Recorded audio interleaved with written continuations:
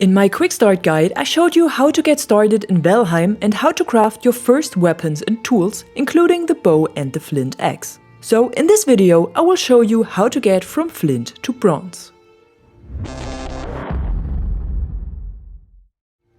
The essential tool you need to start making bronze is the Antler pickaxe. You can craft it from the antlers you pick up after defeating Eikthyr, the first of the Forsaken. Then you can start to explore a new biome, the Black Forest. You can always find one part close to the meadows you start in, but there are many more parts of the Black Forest spread all over the map, just like any other biome. Its characteristics are the long pine and fir trees, exposed rocks and copper deposits, and new enemies like skeletons, grey dwarfs and trolls. The resources you will find here are copper and tin that you need to make bronze, thistles, carrot seeds, yellow mushrooms and blueberries. The Black Forest is also the home of trader Haldor, who offers you some helpful tools and resources for coins. But in order to make bronze, you need to find Surtling Cores first. The red glowing cubes are needed to build a smelter and a charcoal kiln with which you can turn copper and tin ore into bars. Surtling Cores can be found inside burial chambers alongside skeletons and yellow mushrooms. These chambers are spread all over the Black Forest. They appear like humps with their entrance leading you to the underground. The maze-like hallways are guarded by skeletons and ghosts that emerge from evil bone piles, so be sure to destroy them as soon as you can, otherwise enemies will spawn over and over again. Once you cleared a burial chamber, you should have found 3 or more Surtling Cores and some items like ember, coins, bone fragments and others. To build one smelter and one charcoal kiln, you need 10 Surtling Cores and 40 stones in sum. When you've built both, you need ore and coal to feed the smelter.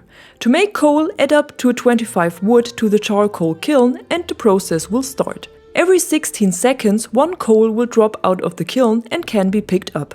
In order to make bronze, you need copper and tin bars that will be smelted from ore that you can find everywhere in the Black Forest. Copper deposits look like huge rocks, but compared to the normal rocks, they have this golden glint all over the surface. Once you found a deposit, start mining with your pickaxe. You will then receive copper ore and stone, but I would recommend to dump the stones and only keep the copper ore, as it is heavy enough and you don't want to load yourself with stones you can find everywhere in the meadows. So mine as much copper ore as you can and carry it home in your pockets. Later on, you can build a cart with which you can store more resources, but as you need bronze nails to build it, you have to carry the first ores by yourself. Note that ores in general can't be ported, so if you should have the idea of placing a portal to quickly move the ore from the Black Forest to your base, I'm sorry to disappoint you, that's not working. Even the smelted bars can't be ported, only the tools and weapons you craft from the bars can. The second material you need to forge bronze is tin. Tin ore can be found along the riverbanks and shorelines of the Black Forest and looks like small rocks but with a silver glint. Once you have mined some ore, you can start to put it in the smelter alongside the coal. Every 31 seconds, one bar of either copper or tin will fall out of the smelter and can be picked up. With 2 copper and 1 tin bar, you can craft 1 bronze bar at the forge.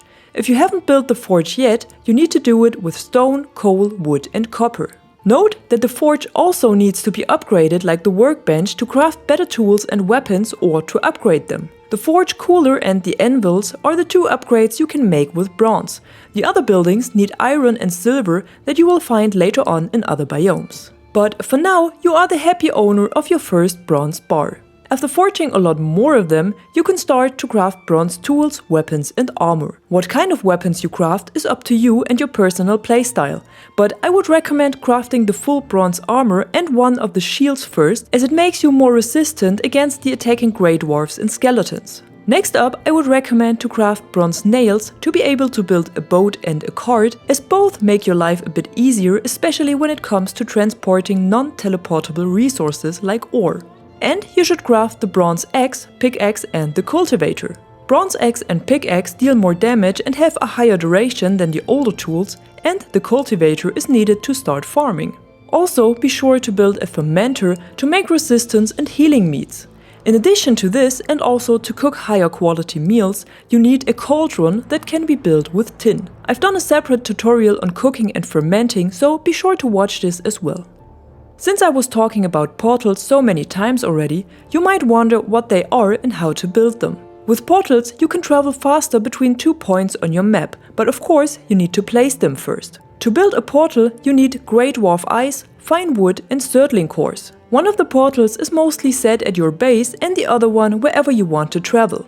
So if you want to travel into the Black Forest faster, just place a portal at your base, give it a name, for example Forest 1, walk over to the Black Forest, place the second portal and give it the exact name again. Then the portals get connected and you can start traveling. Don't forget to set a marker on your map where you placed the second portal, otherwise it will be hard to find it again. Note that portals also need a workbench around, so be sure to pick up enough wood to build the portal and the bench.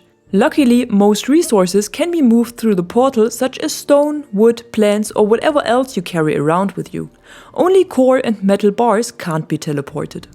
In the Black Forest, you can not only find copper and tin, but many other important resources as well. Cookable items that can be found are thistles that you need to make sausages and meat, mushrooms that you need for meat and different soups, and blueberries that you can not only use to make queen's jam, but also to craft the blue banner. While picking up thistles, you might recognize knee-high plants with white flowers. These are carrot seeds. Collect them and seed carrots with your cultivator on a farm in your base. If you want to know more about planting and farming, check out the guide I made to this topic. And last but not least, there's core wood that you receive by felling pine trees and that you need to craft the bronze pickaxe and the cultivator. It also gives you more building options like poles and beams. Now let's head over to the creatures that can be found in the Black Forest besides the skeletons and ghosts you found inside the burial chambers. Grey dwarfs will mostly roam around and attack you while mining copper and tin, and they drop valuable items like Grey Dwarf Ice, trophies, resin and the ancient seeds that you need to call the next Forsaken, the Elder. But sometimes it's not dwarfs or skeletons that give you a hard time, but trolls. Trolls are living in caves that can be found all over the Black Forest, but they also just roam around. They deal massive damage with a log or by throwing stones and can kill you very quickly if you are on a low level. But once you've killed them, you receive troll hide that you can use to craft some really good clothes. Much better than the leather cloth, and combined with the troll hide cape, it gives you the sneaky effect, which grants an additional 25% sneak bonus. In the troll caves, you can also find treasure chests with coins, rubies, bone fragments and deer hides. Last but not least, I have to tell you about the Elder that is the Forsaken of the Black Forest. The Elder is the second boss of Valheim and takes on the appearance of a large tree, just like the Ents you might know from the Lord of the Rings. 3 ancient seeds are needed to summon it, and a good strategy with campfires and fire arrows to kill it. To find the altar of the Elder, you need to look for a rune stone in the stone structures and burial chambers of the Black Forest. Interact with it and the location will be marked on your map. Once you defeated the Elder, you will receive its trophy that you have to mount at the stone circle to claim his forsaken power.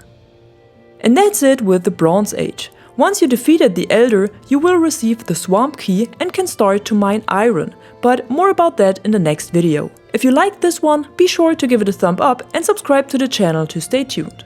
Until then, thanks for watching, I am the Catwoman and you are awesome.